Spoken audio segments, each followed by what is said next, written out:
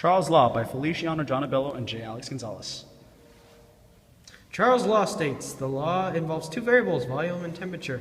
The law states that as volume measured in L or milliliters increases, temperature also increases, which is measured in kelvins. It's the same for the decrease in volume. Temperature also decreases as volume decreases. The formula for this is volume 1 over temperature 1 equals volume 2 over temperature 2. Or basically the volume and temperature before into the volume and temperature after. The variables that change are both volume and temperature. The scientists behind Charles' Law and the history. Charles' Law was founded in 1787 by Jacques Alexander Caesar Charles. However, Joseph Louis Gay-Lussac published this in his writing, and it was also discovered independently by John Dalton.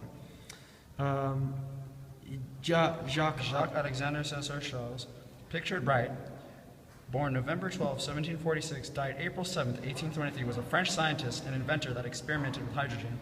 His experiments with hydrogen helped him become the first to fly in hydrogen balloons, which led to the theory of expanding gases are affected by temperature.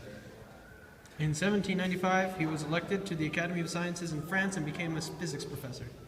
This year, Charles' Law. After two men in France inflated a 30-foot balloon using a fire to inflate it, Jacques Charles tried to duplicate such an experiment. Through his work, he found that volume is directly proportional to its temperature. This became known as Charles' Law and has been used to describe the relationship between hot air balloons and the fire that inflates the balloon.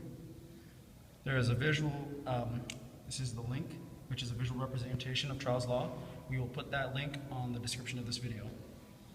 And the problem involving Charles' Law, we did if 40 grams of oxygen occupies 106.3 liters container as a constant temperature and pressure, then how many moles can occupy a 60.7 container, assuming that the temperature and pressure do not change?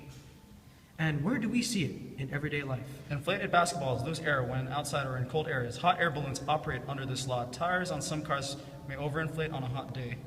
And that's the bibliography. Thank you.